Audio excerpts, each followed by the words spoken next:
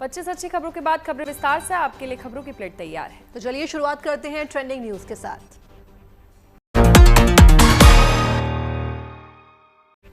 अहमदाबाद में सिविल अस्पताल में घायलों से मिले PM Modi. Plane crash site का भी लिया जायजा, जांच में जुटी एविएशन एजेंसी। प्लेन क्रैश में बचे एकमात्र यात्री विश्वास कुमार रमेश ने प्रधानमंत्री मोदी को बताई आप बीती। कहा, प्लेन क्रैश होते ही टूट गया इमरजेंसी गेट, सीट सहित मैं विमान से गिर गया था बाहर। दिल्ली एनसीआर में राहत वाली बारिश के आसार। मौसम विभाग के मुताबिक समय से 10 दिन पहले दस्तक देगा मानसून। 19 से 25 जून तक दिल्ली में हो सकती है झमाझम बारिश। इजरायल ने ईरान पर किया मिसाइल और ड्रोन अटैक, दर्जन भर एटमी और सैन्य ठिकानों को बनाया निशाना। नेतन्याहू बोले, ईरान के पास हमें नुकसान पहुंचाने की क्षमता। ईरान इजरायल संघर्ष के बीच दुनिया भर में कच्चे तेल की कीमतों में उछाल। अंतर्राष्ट्रीय बाजार में आया 8% की तेजी। दुनिया भर में पेट्रोल और डीजल की कीमतें बढ़ने का अनुमान।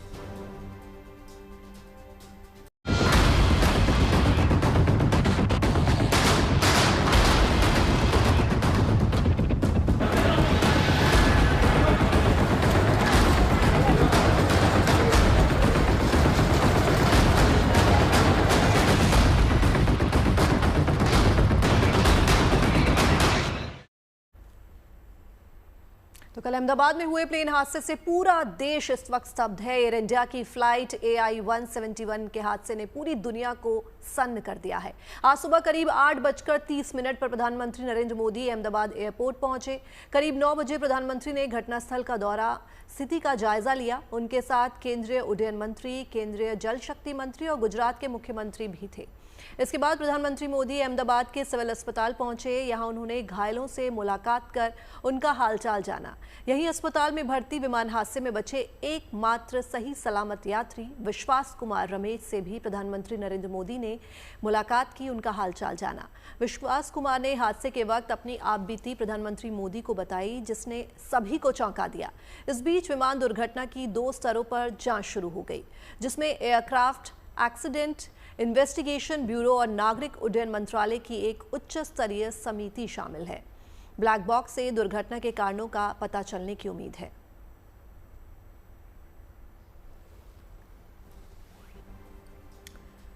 तो इस शॉकिंग प्लेन हादसे में इकलौते सही सलामत बचे यात्री विश्वास कुमार, जिन्होंने किसी चमत्कार या करिश्मे से मौत को मात देकर जिंदगी की जंग जीत ली है।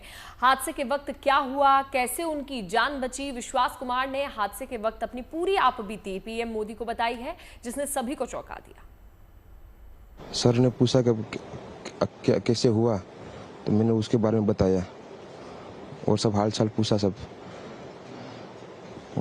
विश्वास, अगर हम जानना चाहें कि आप थोड़ा सा बता पाएं कि ये हादसा कैसे हुआ था, क्योंकि ये एक बड़ा चमत्कार है जिस तरीके से आप वहाँ से इकलौते ऐसे शख्स हैं जो जिंदा बचे। वो मेरे नज़रों के सब सामने हुआ था। मेरे खुद को भी बिलीव नहीं होता कि मैं कैसे उसमें से जिंदा बाहर निकला, क्योंकि थोड़ा टाइम लिए कि तो मेरे को लगा था कि मैं भी मरने वाला हूँ, लेकिन जब मेरी आँख खुल के मैं देखा ना तो मुझे लगा मैं जिंदा हूँ। तो मैंने ट्राई किया, जब मेरी सीट थे वो मेरी बेल्ट निकाला, मैंने वो ट्राई किया जहाँ से निकल सकता वहाँ से, तो मैं निकल गया वहाँ से। मेरे सामने नज़रों के सामने एयर होस्टल और दूसरे आंटी अंकल सभी उसमें मैच हो गए थे सभी। अच्छा, थोड़ा सा बता पाएं, जब जैसे ही टेक ऑफ हुई फ्लाइट, क्या हुआ था और अचानक से कैसे हादसा हुआ? टेक ऑफ के बाद 1 मिनट के अंदर ही जब टेक ऑफ हुआ ना, तो सडनली 5-10 सेकंड कैसे लगा जैसे स्टक हो गया वो। बाद में से मेरे को लगा कि कुछ हुआ। बाद में प्लेन में लाइट ऑन हो गई, ग्रीन और वाइट। बाद में वो पता नहीं वो प्लेन टेक ऑफ ज़्यादा करने के लिए वो रेस तो बोलते हैं क्या, रेस दिया होगा ऐसा कुछ, और सीधा स्पीड में ही घुस गया जहाँ वो क्या था वो हॉस्टल था, एक हॉस्पिटल का। हाँ, हॉस्टल में। और सब सामने सब हुआ। ये जब फ्लाइट जब क्रैश हुई उस समय हॉस्टल पे लैंड की थी, उसी समय आप बाहर निकले थे? नहीं, क्योंकि आई थिंक मेरे को जब मैं जो साइड पे था ना, वो साइड हॉस्टल पे नहीं लैंड हुई थी। हॉस्टल के जो ग्राउंड फ्लोर है ना, जैसे नीचे, वहाँ लैंड हुई थी। तो मुझे दूसरे के बारे में मेरे को पता नहीं, लेकिन मैं जहाँ लैंड हुआ था ना, वो नीचे की साइड थी।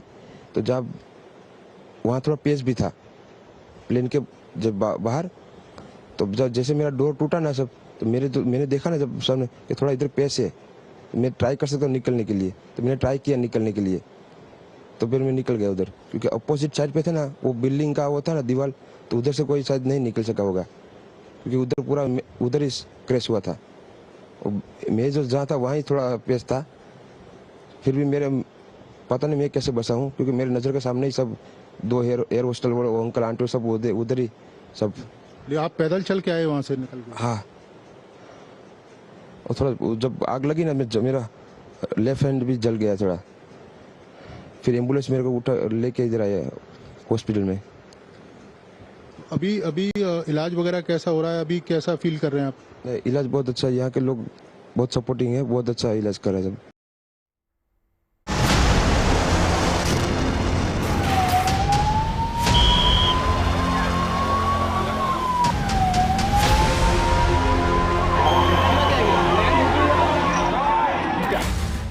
चमत्कार होते हैं और एक बार फिर चमत्कार हुआ है। अहमदाबाद में हुए विमान हादसे में ऐसा चमत्कार हुआ है जिसे कोई किस्मत तो कोई ईश्वर की कृपा बता रहा है। आप तस्वीरों में जिस शख्स को चलते फिरते देख रहे हैं वो भी उसी विमान में सवार था जो हादसे का शिकार हुआ। गुजरात के अहमदाबाद से लंदन के गैटविक जा रहा एयर इंडिया का Boeing 787 Dreamliner plane AI-171 take off के तुरंत बाद क्रैश हो गया,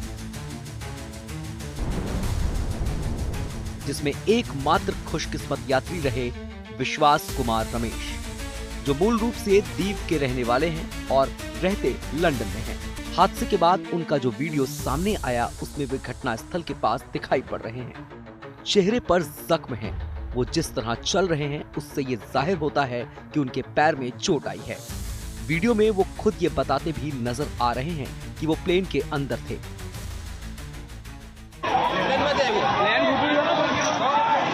क्या भैया बता पैसेंजर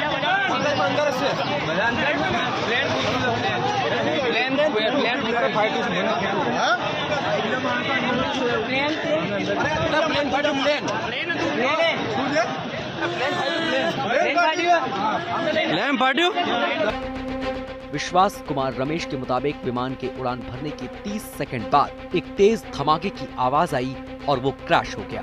उन्होंने घटना का जिक्र करते हुए कहा कि जब वो उठे तो मंजर बेहद भयावह था। चारों तरफ आग की लपटें थी। वो खुद बहुत डरे हुए थे।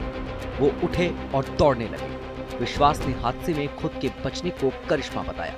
साथ ही कहा कि उन्हें खुद भरोसा नहीं हो रहा है कि वो हादसे में बच गए हैं। सड़क पर चलते नजर आए विश्वास कुमार रमेश को एम्बुलेंस में बैठाया गया और फिर अहमदाबाद के सिविल अस्पताल में इलाज के लिए भर्ती करवाया गया। देखिए, जो घायल है, जो कि प्लेन में सवार था, वो फिलहाल उसका इलाज अस्पताल में चल रहा है। और विश्वास, जो कि 39 साल की उनकी उम्र है और अपने परिवार के साथ वो दीव घूमने गए थे। उसके बाद वो लंदन जो एयर इंडिया की फ़्लाइट जा रही थी उसी में वो सवार थे। 1:38 को अहमदाबाद से वो उस फ्लाइट ने उड़ान भरी और 1:40 को फ्लाइट एयरपोर्ट के पीछे के हिस्से जो कि मेघानी नगर है वहाँ पे जाके प्लेन क्रैश हो गया। और ये जो शख्स है वो प्लेन में से कैसे भी करके अपनी जान बचाकर बाहर की तरफ कूद जाता है। और जो वीडियो सामने आता है उसमें वो स्पष्ट तौर पर कहता सुनाई दे रहा है कि जब जैसे ही प्लेन ने उड़ान भरी उसके कुछ ही चंद सेकेंड्स में प्लेन क्रैश हुआ है। और वो जो स्थानीय लोग उसके आसपास में दिखाई भी देते हैं उन्हें कहता है प्लेन क्रैश हुआ है। केंद्रीय गृह मंत्री अमित शाह भी विमान हादसे में एकमात्र बचे विश्वास कुमार रमेश से मिलने अस्पताल पहुंचे। वहां जाकर उन्होंने विश्वास से बातचीत कर उनका हाल जाना। इस विमान में कुल मिलाकर 230 यात्री देश के और विदेश के और 12 क्रू मेंबर सवार थे। इसमें से एक यात्री का बचने का अच्छा समाचार मिला है। मैं उनको मिलकर आया हूं। इस हादसे में विश्वास कुमार रमेश ने जिस तरह कूदकर अपनी जान बचाई उसके बारे में जानकर हर कोई इसे चमत्कार करार दे रहा है। विश्वास का जो बोर्डिंग पास सामने आया है उसके मुताबिक वो एयर इंडिया की फ्लाइट में सीट नंबर 11A पर बैठे थे। ये सीट विमान में इमरजेंसी एग्जिट के पास था। ये बड़ा सा दरवाजा होता है। इस सीट पर बैठने वाले को खास निर्देश दिया जाता है।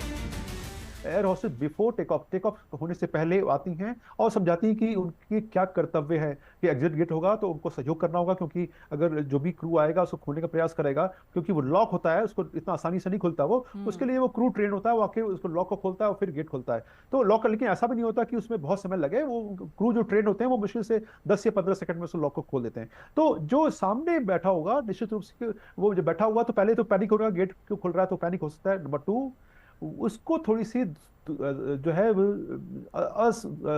सुविधा जैसे कहा जाए कि दिक्कत हो सकती है, परेशानी हो सकती है, उसको देखते हुए उसको वार्न किया जाता है कि होगा तो आप सहयोग करिएगा।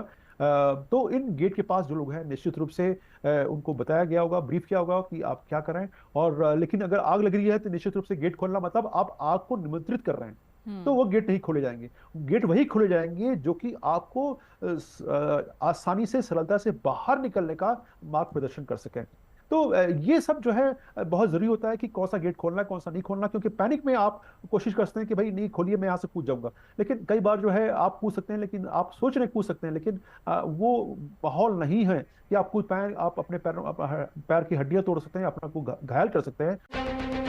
इस भयावह हादसे में इमरजेंसी गेट के पास बैठकर विश्वास कुमार रमेश की जान बच गई। इसे उनके साथ साथ हर कोई करिश्मा ही मान रहा है।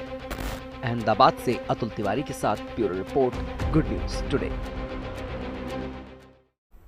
तो जैसा कि हमने बताया कि भारतीय मूल के ब्रिटिश नागरिक रमेश विश्वास कुमार इस वक्त अस्पताल में भर्ती हैं। वो प्लेन की सीट नंबर 11A पर बैठे थे। विश्वास कुमार के भाई से लंदन में बात की हमारी संवाददाता लवीना टंडन ने। देखिए रिपोर्ट। इस वक्त मैं हूँ लेस्टर में और मेरे साथ हैं नयन।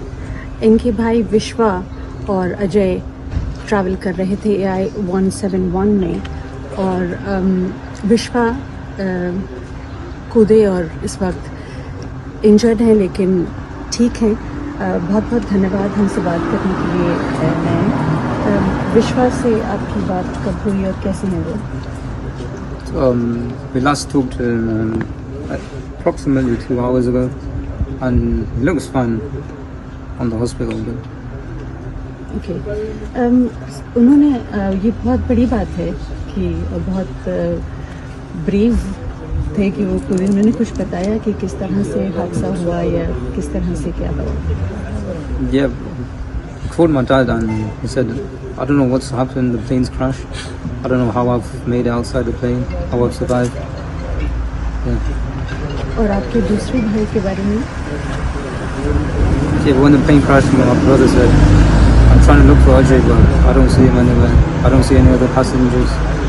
But at the moment, we're waiting for updates on Ajay. आपको किसी तरह की क्या आप चाहेंगे कि अथॉरिटीज़ करें और क्या आपका अगला कदम है? भारत जा रहे हैं? So yeah, tomorrow we're going to be traveling to India. Go to the hospital and meet Vishwas and see what happens from there. Okay. आपके यहाँ घर में पेरेंट्स हैं, उनकी वाइफ हैं यहाँ पे? Yes, they are. Okay. I'm sorry to hear that, और मैं हमारी सारी शुभकामनाएं आपके साथ हैं कि आप ठीक रहें और आपको अच्छी खबर अपने भाई के बारे में भी मिले। उन्होंने कॉल आपके पिता को किया था सबसे पहले? Yeah, he called my dad first, as soon as the plane crashed. क्या कहा, कुछ बताएं? Yeah, like I said, he said, I don't know how I survived or how I exited the plane. और उनका बेटा है छोटा? He's 4 years old. बहुत बहुत धन्यवाद हमसे बात करने के लिए। Thank you very much. हमारे साथ यहाँ देखें आप, इस वक्त इनके घर के बाहर हैं हम, और सब बहुत लोग मौजूद हैं। लेस्टर से काफ़ी लोग और काफ़ी परिवार थे जो AI-171 में थे, और यहाँ आसपास के परिवार वाले यहाँ मौजूद हैं, फ्रेंड्स फैमिली यहाँ विश्वा के साथ। लेकिन अभी भी इन्हें इंतज़ार है अपने भाई, जो दूसरे भाई थे, उनके बारे में कोई जानकारी इन्हें मिले, और अब ये सारा परिवार भारत जा रहा है। विश्वास कुमार रमेश इस हादसे में बचने वाले अकेले इंसान नहीं हैं। भूमि चौहान को भी किस्मत ने इस हादसे से बचा लिया। भूमि ट्रैफिक में फंसने की वजह से 10 मिनट की देरी से सरदार वल्लभ भाई एयरपोर्ट पहुंची थी और जिसकी वजह से उन्हें फ्लाइट में बोर्डिंग की इजाजत नहीं दी गई। भूमि उस वक्त तो फ्लाइट छूटने से दुखी थी, लेकिन जब वो एयरपोर्ट के एग्जिट गेट पर पहुंची तब उन्हें पता चला कि जिस फ्लाइट को उन्होंने मिस किया वो क्रैश हो गई है। जिंदगी बचने पर भूमि ने ईश्वर का आभार जताया और कहा कि मेरे गणपति बप्पा ने मुझे बचा लिया है।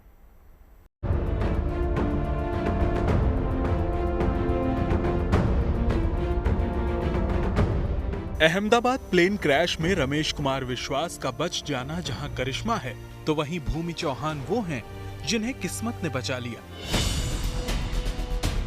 अहमदाबाद में एयर इंडिया की फ्लाइट AI-171 के हादसे में भूमि चौहान सिर्फ 10 मिनट लेट होने की वजह से बच गईं। ट्रैफिक जाम उनके लिए वरदान बन गया। ट्रैफिक में फंसने की वजह से वो विमान में नहीं जा सकी और उनकी जान बच गई। दरअसल लेट होने के चलते एयरपोर्ट पहुंचने पर उन्हें फ्लाइट में चढ़ने की इजाजत नहीं दी गई। एक्चुअली मैं वापस लंदन जा रही थी और मेरी फ़्लाइट का टाइम था 1:10 का, तो हमें पहुंचते थोड़ा 12:20 हो चुकी थी और 12:10 को एयर इंडिया वालों ने चेक इन और सब कुछ करना बंद कर दिया था। मैं वहाँ पे चेक इन के गेट पे पहुँचने के बाद मैंने उनसे रिक्वेस्ट भी किया कि अभी 10 मिनट ही थोड़ा लेट हुआ है तो मुझे जाने दो, जो भी इमिग्रेशन और वो होगा मैं फटाफट से सब क्लियर कर दूंगी।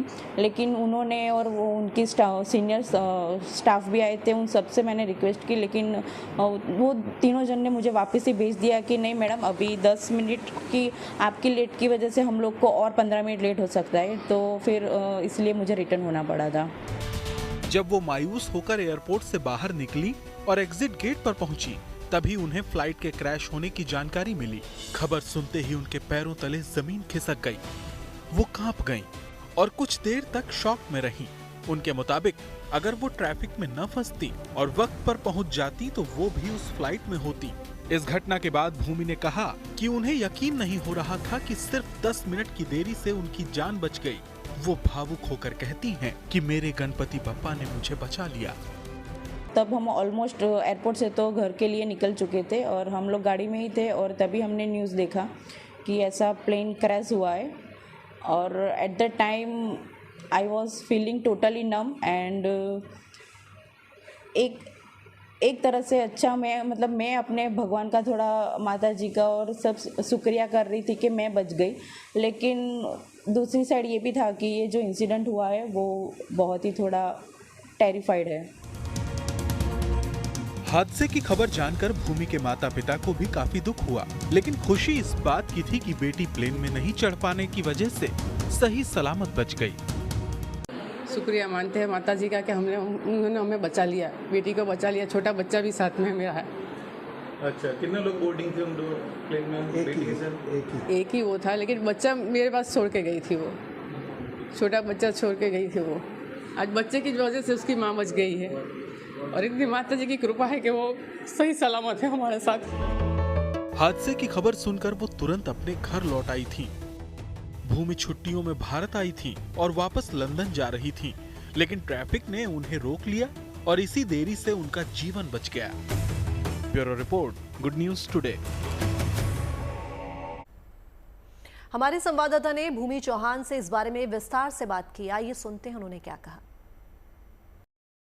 अहमदाबाद प्लेन क्रैश में भरूच के भूमि चौहान, जो फ्लाइट 10 मिनट की दूरी से फ्लाइट लेट होने से बोर्डिंग नहीं हो पाए, आज वो महसूस कर रहे हैं कि जैसे उनका पुनर्जन्म हुआ है। आइए उनसे जानते हैं पूरी वाकया क्या है और क्या हुआ था उनके साथ। भूमि जी, क्या हुआ था? कल आपकी फ़्लाइट थी जो लंदन की, और आप 10 मिनट की दूरी से फ़्लाइट को अटेंड नहीं कर सके।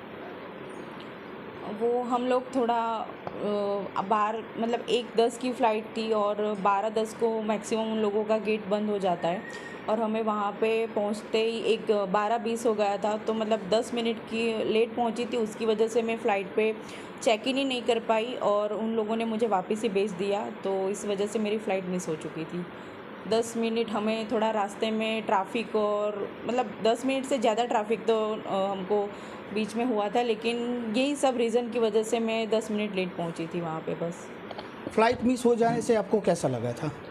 At the time flight miss हो जाने से तो यही था कि हम थोड़ा जल्दी आ जाते और मेरी फ़्लाइट मिस ना हो जाती, क्योंकि ऑलरेडी ये इतना हमारा चार्जेस लेके हम जो फ़्लाइट खरीदे तो वो थोड़ा हुआ था एट द टाइम, लेकिन अब तो जो भी हुआ वो अच्छा ही हुआ है।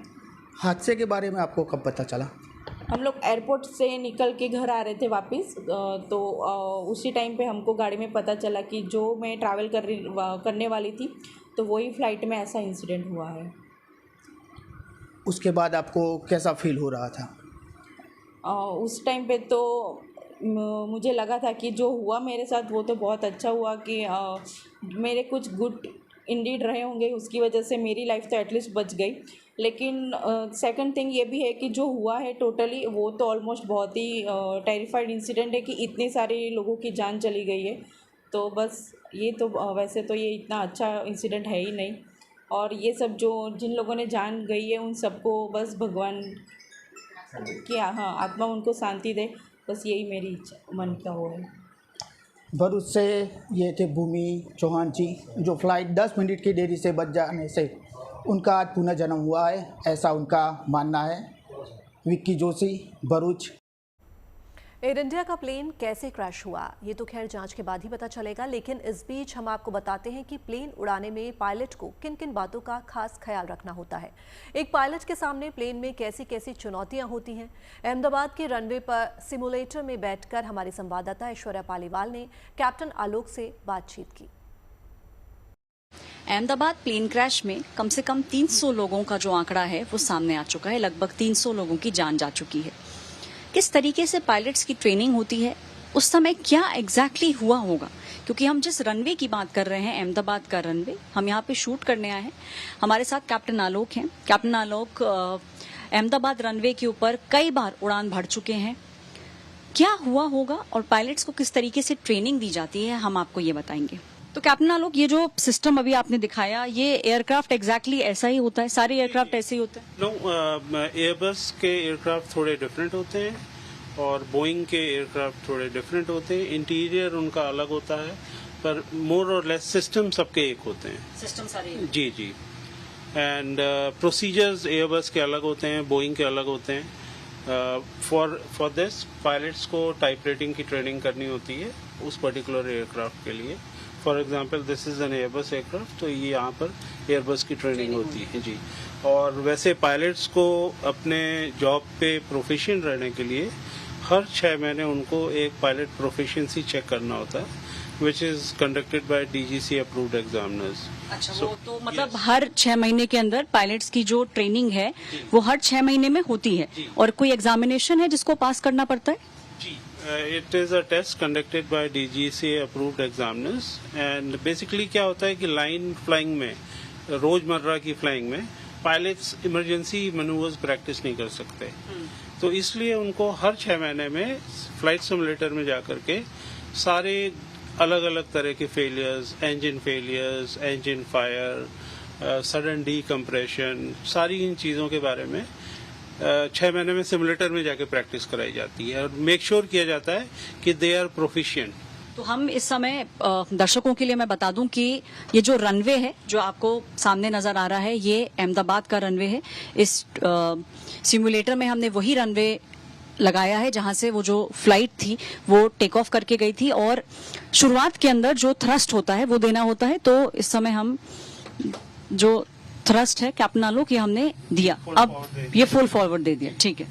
अब राइट हैंड साइड में ये जो लेवर, जी जी, and if you keep your feet on the rudder pedals, ये डायरेक्शनल कंट्रोल के लिए होते हैं। अच्छा, okay. Aircraft is going to the right, you have to apply opposite slight left rudder pressure. Okay okay okay okay okay.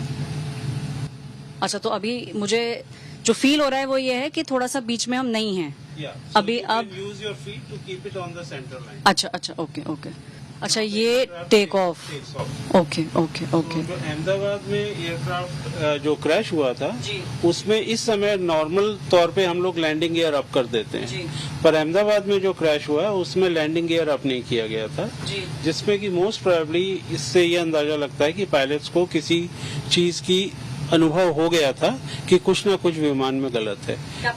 आपने जो अभी इस समय बात कही है, दोबारा इस पे मैं आना चाहूंगी, क्योंकि ये जानना बहुत महत्वपूर्ण है कि वो जो कुछ मिनट थे, क्योंकि पायलट्स को एक्सपीरियंस बहुत ज्यादा था, तो वो जो कुछ मिनट थे उसमें आपने जो वीडियो देखा, आप कह रहे हैं कि जो लैंडिंग गियर है, आमतौर पे वो लैंडिंग गियर को ऊपर बुला लिया जाता है, लेकिन इस वाले वीडियो में जो आपने ध्यान से देखा वो ये था कि लैंडिंग गियर को ऊपर नहीं किया गया था। यस मैम, फॉर एग्जाम्पल मैं अभी आपको दिखाता हूँ करके कि अभी मैं ये लैंडिंग गियर अप कर रहा हूँ। तो जैसे ही मैं लैंडिंग गियर अप करता हूँ तो एयरक्राफ्ट एक स्मूथ टेक ऑफ में चला जाता है, जो कि राइट आफ्टर टेक ऑफ अनिवार्य होता है। पर इस एयरक्राफ्ट का जो अहमदाबाद में दुर्घटनाग्रस्त हुआ है, इसमें इसके वीडियो में मैंने देखा कि लैंडिंग गियर को अप नहीं किया गया था। उसका मोस्ट प्रोबेबल कॉज ये हो सकता है कि पायलट्स को टेक ऑफ के इमीडिएटली बाद ये अंदाजा हो गया था कि कुछ एयरक्राफ्ट में कुछ न कुछ गड़बड़ है, तो इसके लिए लैंडिंग गियर उन्होंने ऊपर नहीं किया, ताकि अगर क्रैश होता है तो वो इम्पैक्ट लैंडिंग गियर ले सके। तो विमान हादसों में बचना किसी चमत्कार से कम नहीं होता, लेकिन अगर किसी की किस्मत में जिंदगी लिखी हो तो मौत उसे छू भी नहीं पाती। अहमदाबाद में हुए विमान हादसे में एक शख्स बाल बाल बच गया, लेकिन खतरनाक विमान हादसे से बचने का ये कोई पहला मामला नहीं है। आइए अब आपको रूबरू कराते हैं कुछ ऐसे मुसाफिरों से जिन्होंने विमान हादसों में मौत को मात दी है।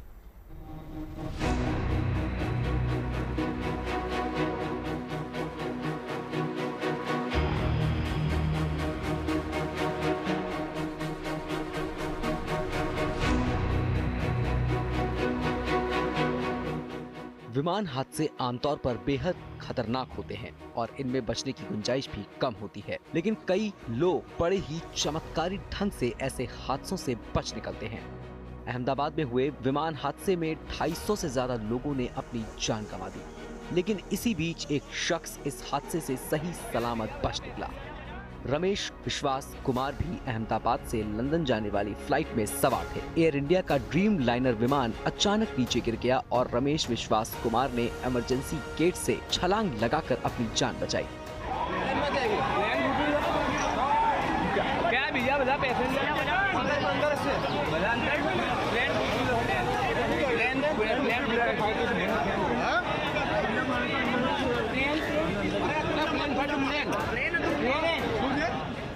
साल 2025 में लिलियाना एस्ट्राडा का बचना भी किसी चमत्कार से कम नहीं था।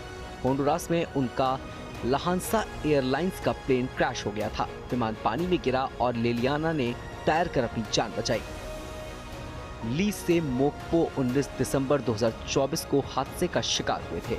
साउथ कोरिया के मुआन में उनका विमान क्रैश हो गया था। विमान में सवार मुसाफिरों में ली से मोकपा इकलौते मुसाफिर थे जिनकी जान बची। ऐसे ही रुपेन वान असौफ का विमान 2010 में लीबिया के त्रिपोली में दुर्घटनाग्रस्त हुआ था। अफ्रीकिया एयरवेज का ये विमान भयानक हादसे का शिकार हुआ था। विमान में सवार मुसाफिरों में से सिर्फ रुबेन ही जिंदा बचे। पाहिया बाकरी का विमान 30 जून 2009 को हादसे का शिकार बना। कोमोरोस द्वीप के पास यमनिया एयरवेज का ये विमान हिंद महासागर में गिर गया। बहिया करीब 9 घंटे तक समुद्र में विमान के मलबे से चिपकी रहीं। बाद में उन्हें रेस्क्यू कर लिया गया। इनेट हर्फकेन्स 1992 में वियतनाम में विमान हादसे का शिकार बने। उनका 25 सीटर प्राइवेट विमान जंगलों में क्रैश हो गया। एनेट ने जंगलों में किसी तरह 8 दिन बिताए, जिसके बाद उन्हें रेस्क्यू कर लिया गया। वेस्त्रा वुलोविक का प्लेन 26 जनवरी 1972 को स्टॉकहोम में क्रैश हो गया था। हादसे के बाद वेस्त्रा करीब 33,000 फीट की ऊंचाई से जमीन पर गिरी। विमान जंगल में क्रैश हुआ था, लिहाजा वेस्त्रा ने घने जंगलों में कई दिन बिताए और फिर जज्बे से खुद को बचा लिया। इसी तरह जूलियन कोयोप्के का जज्बा भी मिसाल बन गया। 1971 में उनका लैंसा फ्लाइट का विमान पेरू में क्रैश हो गया था। जूलियन 10 दिनों तक जंगलों में रहीं और फिर नदी पार करके सुरक्षित जगहों पर पहुंची। जाहिर है भयानक हादसों में इन लोगों का बचना किसी चमत्कार से कम नहीं है। Bureau report, good news today.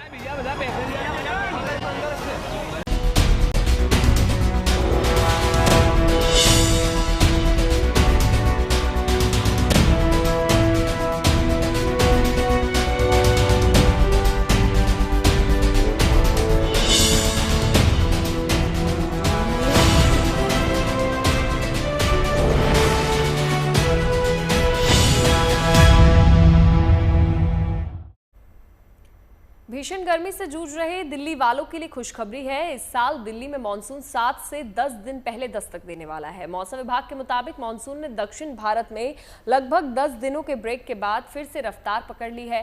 Kerala, Tamil Nadu, Karnataka, Konkan और महाराष्ट्र के कई क्षेत्रों में बुधवार से भारी बारिश हो सकती है। मॉनसून अब इस फेज में रुकने वाला नहीं है और वो तेजी से आगे बढ़ रहा है। रफ्तार का अंदाजा इसी से आप लगा सकते हैं कि मॉनसून देश के बाकी हिस्सों को भी जल्द ही कवर कर लेगा। अगले 7 दिनों के अंदर मॉनसून की दूसरी खेप पूर्वी भारत के हिस्सों जैसे पश्चिम बंगाल, ओडिशा, बिहार, झारखंड और पूर्वी उत्तर प्रदेश को कवर करेगी। इसके बाद 19 जून से 25 जून के बीच मॉनसून पश्चिमी उत्तर प्रदेश, दिल्ली, हरियाणा, पंजाब और उत्तर पश्चिम भारत के अन्य हिस्सों में प्रवेश करेगा। आमतौर पर दिल्ली में मानसून की बारिश 30 जून से शुरू होती है, लेकिन इस बार मौसम विभाग के अनुसार बारिश के शुरुआती संकेत अभी से मिलने लगे हैं। इसलिए मानसून की शुरुआत दिल्ली में पहले हो सकती है। दिल्ली वासियों को भी मानसून की इस जल्द आगमन का बेसब्री से इंतजार है ताकि उनको गर्मी की तपिश से आराम मिल सके।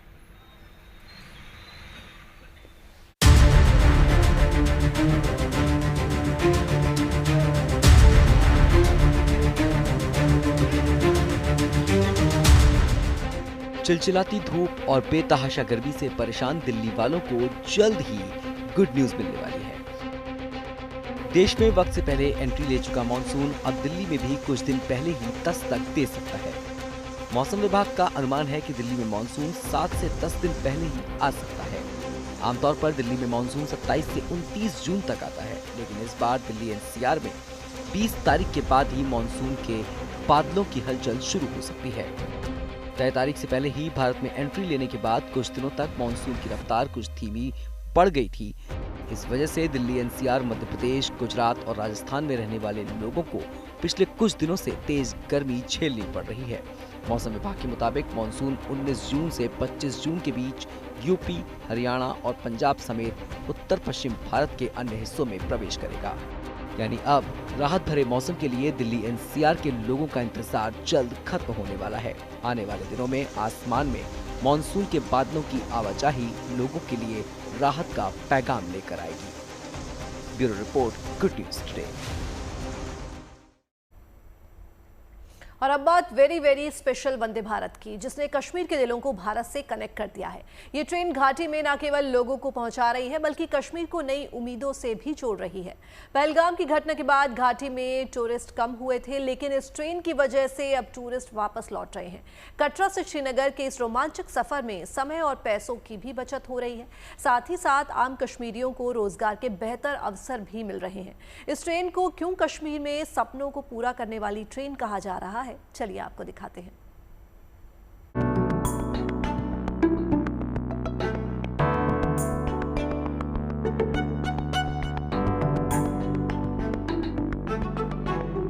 कटरा टू श्रीनगर वंदे भारत ट्रेन जम्मू कश्मीर को देखने, जानने और समझने का एक बेहतर और आरामदायक जरिया बन गया है, जहां रोजाना बड़ी संख्या में सैलानी और आम जनता वंदे भारत के जरिए कटरा से श्रीनगर का सफर पूरा कर रहे हैं।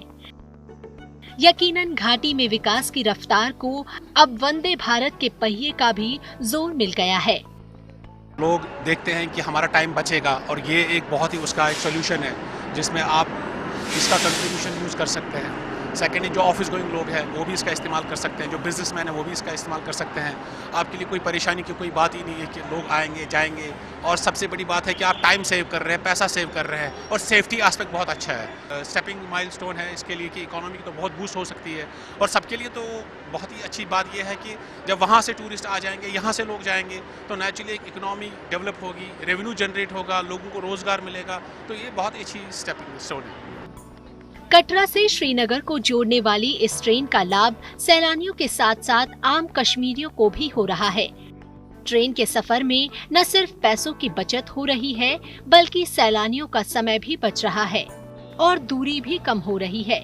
टूरिज्म के लिए बहुत अच्छा कदम है कि लोगों को थोड़ा सहूलत पहुंच जाएगी और लोगों को और आराम से अपना सफर एक अपने जगह से उस जगह कर सकते हैं।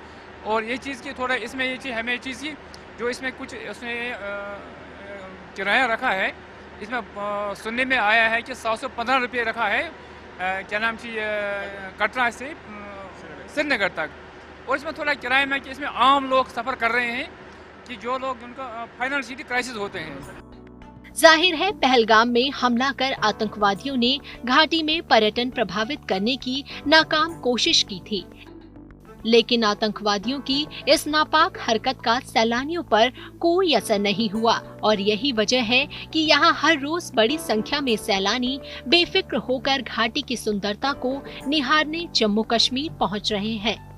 और मेरी टीम जो है, हम 2 महीने पहले ही टिकट अपना रिजर्व कराए थे और जो टेंशन हुआ था पहलगाम में, उसके बाद कई लोग टिकट अपना कैंसिल करवाए, लेकिन हम लोग कैंसिल नहीं किए। मुझे भारत सरकार पे पूरा भरोसा था और मुझे मालूम था कि जो भी मसाले हैं ये जल्दी ही सुलझ जाएंगे।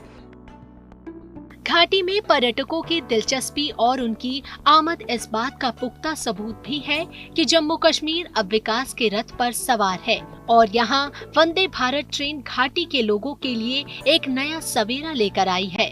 Bureau report, good news today. रुक करते हैं वृंदावन का, जहां से श्री बांके बिहारी के भक्तों के लिए अच्छी खबर आई है। बांके बिहारी कॉरिडोर बनाने के लिए बांके बिहारी मंदिर के आसपास प्रशासन ने सर्वे का काम शुरू कर दिया है। करीब 5.5 एकड़ में बांके बिहारी का कॉरिडोर बनेगा। इससे यहां आने वाले श्रद्धालुओं को कई बेहतरीन सुविधाएं मिलेंगी। आसानी से बांके बिहारी के दर्शन हो पाएंगे। श्रद्धालुओं का ये सपना जल्द पूरा होने की उम्मीद है। खास बात यह है कि कॉरिडोर के लिए जितनी दुकानें और घर लिए जाएंगे उनको प्रशासन फ्लैट और मुआवजा भी देगा।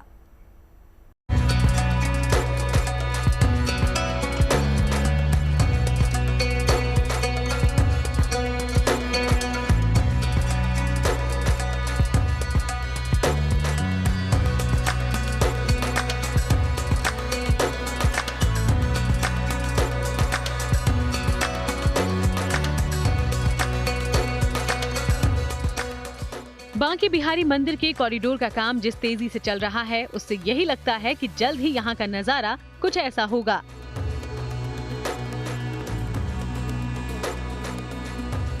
श्रद्धालुओं के लिए सब कुछ व्यवस्थित हो जाएगा, भीड़ से निजात मिलेगी, सुविधाओं में इजाफा होगा और बांके बिहारी के दर्शन सुगमता से हो सकेंगे। करोड़ों भक्तों की हसरत जल्द ही पूरी होने वाली है। सुप्रीम कोर्ट से हरी झंडी मिलने के बाद कॉरिडोर के काम में तेजी आई। वृंदावन में बांके बिहारी मंदिर के आसपास की ये तस्वीरें इसकी तस्दीक कर रही हैं। जिला प्रशासन द्वारा गठित टीम मंदिर के आसपास सर्वे का काम कर रही है। मकानों और दुकानों की लंबाई चौड़ाई मापी जा रही है और निशान लगाए जा रहे हैं। कॉरिडोर का निर्माण माननीय सर्वोच्च न्यायालय के आदेश के द्वारा होना है। उसमें जो लोग प्रभावित पक्ष हैं उनकी सहमति से हम लोग काम कर रहे हैं और सर्वे किया जा रहा है। चूंकि कई मंजिला मकान बने हुए हैं और किसी का किसी प्रकार से नुकसान ना हो, जिसकी जितनी जमीन है, जितना मकान निर्माण का है, वो सब अच्छे से एक एक नपत हो जाए। जो मालिकाना हक है वो स्पष्ट हो जाए, जो किराएदार हैं वो स्पष्ट हो जाएं, या अन्य लोग जो वहाँ कई सालों से रह रहे हैं उनके भी बारे में पूरा स्पष्टीकरण हो जाए। ये कार्य जो पक्ष हैं उनकी सहमति से किया जा रहा है। हाँ जी, हमारी दुकान है, ये दोनों दुकान हमारी हैं। तो ये किधर पड़ती है दुकान? ये जंगल गट्टी में आती, बिहाड़ी जी सामने। अभी कुछ लोग आए थे और उन्होंने कुछ सर्वे किया था। हाँ, मथुरा की टीम आई थी सर्वे करने के लिए, सर्वे करवा दिया, अंदर से ऊपर से सब सर्वे करवा दिया। तो क्या कहा टीम ने आपसे, क्या क्या पूछा? अगर टीम ने कहा दुकानें कॉरिडोर में जाती हैं तो सरकार ज़्यादा से ज़्यादा मुआवजा दे तो हम बच्चों का पालन पोषण हो सके, दुकानें को दुकान दे दे। कॉरिडोर निर्माण की दिशा में जिला प्रशासन तेजी से आगे बढ़ रहा है। अच्छी बात है कि एक तरफ प्रस्तावित कॉरिडोर के लिए करीब 5.5 एकड़ जमीन का सत्यापन किया जा रहा है, वहीं दूसरी तरफ इससे प्रभावित परिवारों को बसाने की योजना भी तैयार की गई है। बांके बिहारी मंदिर के करीब जो दुकानें और मकान कॉरिडोर के दायरे में हैं, वो लोग मुआवजे और विस्थापन को लेकर चिंता में हैं। करीब 275 मकान और दुकान कॉरिडोर की जद में हैं, जिनका अधिग्रहण किया जाएगा। सरकार ऐसे प्रभावित परिवारों को उचित मुआवजा देगी। कॉरिडोर बनेगा, उसमें लोग विस्थापित होंगे और जो इतने 275 परिवार के आसपास लोग हैं उसमें लोगों के घर भी हैं, लोगों की दुकानें हैं, वहाँ लोग अपना व्यवसाय भी करते हैं। वो लोग निश्चित रूप से प्रभावित हो रहे हैं। अब ये सरकार का दायित्व है कि जो प्रभावित परिवार है उसके रोजगार की समुचित व्यवस्था करे, उनको व्यवस्थित विस्थापित किया जाए, तो जो उनके मकान का, उनके दुकान का अधिक से अधिक मूल्य है, जो अधिक से अधिक मुआवजा है वो दिया जाए। इस दिशा में सरकार पूरी तरीके से तैयार है, हम लोग पूरी तरीके से तैयार हैं। उनको उनकी अपेक्षा से ज्यादा मुआवजा दिया जाएगा। किसी भी व्यक्ति की जिसकी दुकान डिस्टर्ब हो रही है उसको अनिवार्य रूप से जो कॉरिडोर में दुकान बन रही है उसे बहुत ही नॉमिनल उस पे और ये मान लीजिए उपहार स्वरूप एक दुकान भी दी जाएगी। जिला प्रशासन के मुताबिक सरकार ने बांके बिहारी कॉरिडोर परियोजना से प्रभावित परिवारों को मथुरा वृंदावन क्षेत्र के रुक्मणी विहार और सुनरक बांगर इलाकों में बसाने का फैसला कर चुकी है। प्रभावित परिवारों को उनकी जरूरत के मुताबिक फ्लैट उपलब्ध कराए जाएंगे। सुप्रीम कोर्ट के निर्देश के मुताबिक योगी सरकार बांके बिहारी मंदिर कॉरिडोर परियोजना को लेकर प्रतिबद्ध है। मंदिर परिसर में श्रद्धालुओं की भारी भीड़ और भगदड़ की आशंकाओं को देखते हुए कॉरिडोर की योजना तैयार की गई है। ब्रिज शैली की वास्तुकला में बन रहा बांके बिहारी कॉरिडोर करीब 5.5 एकड़ में फैला होगा। इसमें 4 मंजिला यात्री सुविधा केंद्र होगा। कॉरिडोर में श्रद्धालुओं के लिए आधुनिक सुविधाएं सुनिश्चित होंगी, जिनमें शुद्ध पेयजल, स्वच्छ शौचालय, विश्राम स्थल, चिकित्सा केंद्र और लॉकर जैसे इंतजाम शामिल हैं। यहाँ प्रतीक्षा केंद्र, दुकानों और फूड कोर्ट की भी व्यवस्था होगी। बांके बिहारी कॉरिडोर में श्रद्धालुओं की सुरक्षा का पूरा ख्याल रखा जाएगा। यात्री सुरक्षा के लिए ही hi tech security access control, CCTV integrated control room और आपातकालीन निकास सुविधाएं विकसित होंगी। एक साथ करीब 10,000 श्रद्धालु दर्शन करेंगे। उसी हिसाब से मंदिर परिसर का विस्तार होगा। इससे बिना किसी रुकावट या तकलीफ के श्रद्धालु अपने आराध्य श्री बांके बिहारी का दर्शन कर सकेंगे। सरकार का दावा है कि कॉरिडोर से भक्तों को न केवल बेहतर अनुभव मिलेगा बल्कि श्रद्धा और संरचना का अनूठा संगम भी दिखेगा। अनुमान है कि इस कॉरिडोर से पर्यटन में 4 गुना बढ़ोतरी होगी और स्थानीय व्यापार को गति मिलेगी। कॉरिडोर पर करीब 3,000 करोड़ रुपए खर्च किए जाएंगे। इसमें सबसे ज्यादा जोर 1,800 करोड़ की लागत से N44 को यमुना एक्सप्रेसवे से जोड़ने का है। इसके लिए 6 लेन वृंदावन बाईपास विकसित किया जाएगा। इस धार्मिक परियोजना का ब्लूप्रिंट एक वीडियो के जरिए सामने आ चुका है। शेयर किए गए वीडियो में बांके बिहारी कॉरिडोर की सुविधाओं के बारे में बताया गया है, जिसमें भीड़ प्रबंधन और तीर्थ यात्री सुविधाओं के लिए 6 लेन का नया बाईपास बनेगा, जो मथुरा के बाहर से आने वाले श्रद्धालुओं को पार्किंग क्षेत्र से पैदल या इलेक्ट्रिक वाहनों के माध्यम से एलिवेटेड रोड और सिग्नेचर ब्रिज के जरिए सीधे बांके बिहारी कॉरिडोर तक पहुँचा देगा।